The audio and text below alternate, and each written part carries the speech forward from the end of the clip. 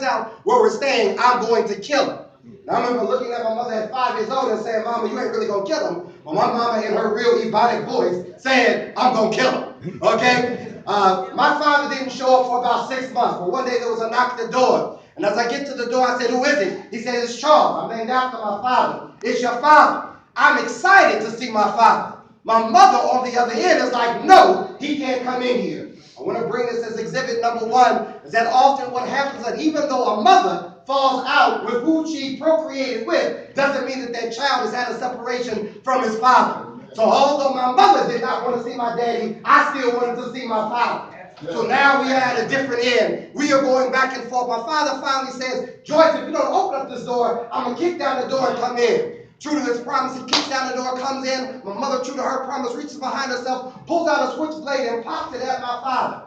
At 5 years old, they began to tussle. My father, who had taken advantage of my mother many times before, lost on this day. My mother took that knife, stabbed him in the corner of his face, ripped down diagonally, cut his face open. My father pulled a pistol out from his behind and put it to my mother's head. And at 5 years old, I watched my mother holding a knife dripping with my father's blood, my father holding a pistol to my mother's head, not knowing what to do because I loved both of them. I was 5.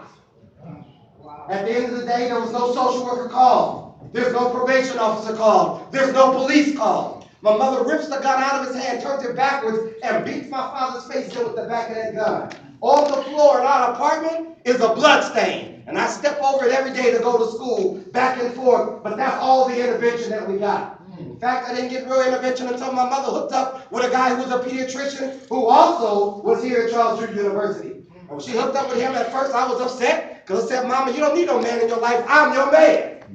My mama said, I need a man who can do some things you can't do. I said, Mama, what kind of stuff you trying to do? Right? My mother gets us on a ride. We never had a car of our own. But she gets us a ride over there. We go to his house, and he had a real big house. And I remember getting there, and I said, man, you know, Mama, hold up. This might be all right. Okay? Walked into the house with my man. What's this? He said, it's furniture. I never had this. It's nice. We go up the stairs, make a left. I got my own room, bunk bed, burning toys, burning clothes. All of it's mine. And so I go downstairs, give my mother some dap. Like, good looking, Mama. You hooked up with the right one this time. Right? We did good for a couple of months, you guys, in that house. But my mother, in that trait, picked abusive men. And so while he was a doctor, while he had the title, while he had the money, he was still abusive. And so this man led in a long course of abusing my mother. I ran back and forth to that house, to my grandmother's house, who had been an alcoholic, and I go back and forth until I end up getting stabbed twice. When I got stabbed twice by a guy who was getting jumped onto a gang called Rolling 40's Crip.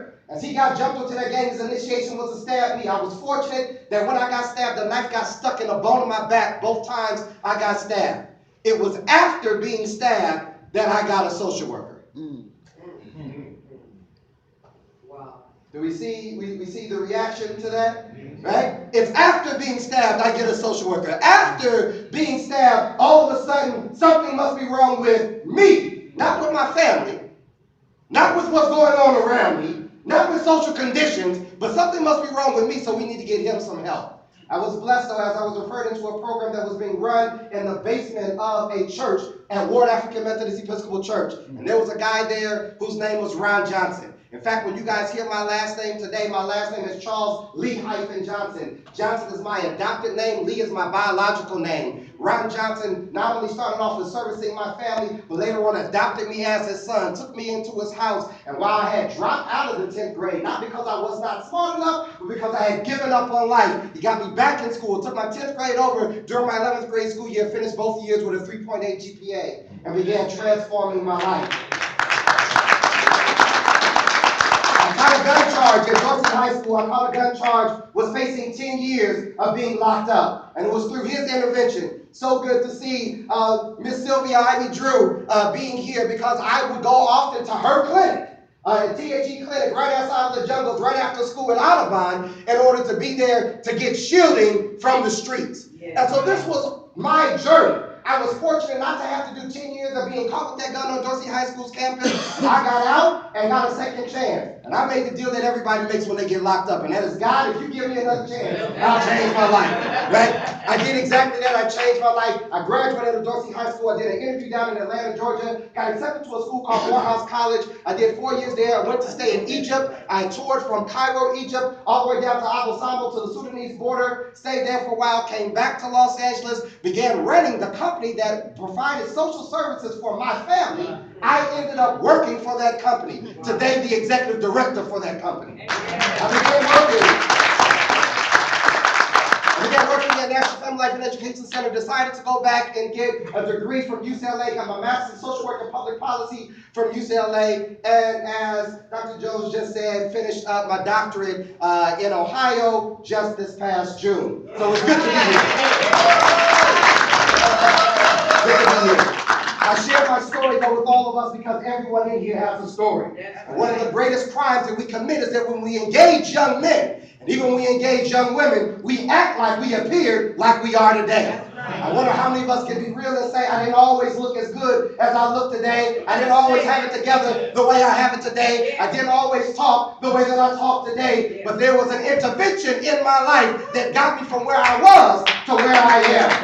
Here is the idea.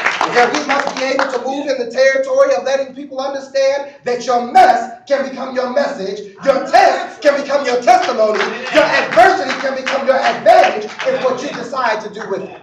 And if you will engage me for the next couple of minutes, because of our time, I want to just engage us in that process of how do you move young men who are lost? How do you engage young men who are involved in gangs? How do you involve young men who are addicted to the streets? How do we move them into this place of transforming their mess into a message? Number one, I want to deal with the fact that the number one abuse in America, no matter where you are, is not sexual abuse.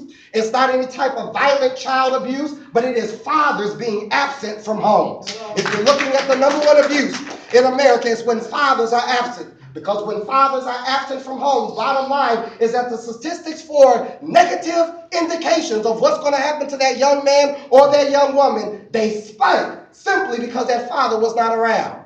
One of the things that I hope you agree with me in is that it takes two to make a baby, it takes two to raise them as well. Babies need their fathers as well. One of the things that we have unfortunately done is we often come into social services as if men are not needed. So what happens when that kid shows up in foster care? I'm engaged mostly by women. What happens when I go to school? I'm engaged mostly by women. What happens, particularly in our community, where 68% of households are headed by single black women, even at home, he's seeing all women, and he's got to ask himself, where are the men?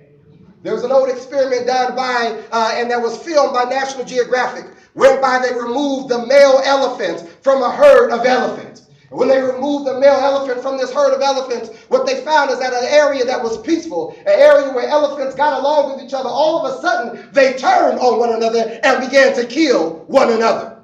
They tried to change the environment. They tried to bring in food. They tried to symbolize what they could do in the circumstance. And nothing they did could bring peace amongst that herd of elephants. The only thing they could do was bring back the male elephant. And when they brought back the male elephant, order was restored. Because when men show up, ignorance has got to go out the door. I want you to notice that I did not say boys, I said men. Because what we have a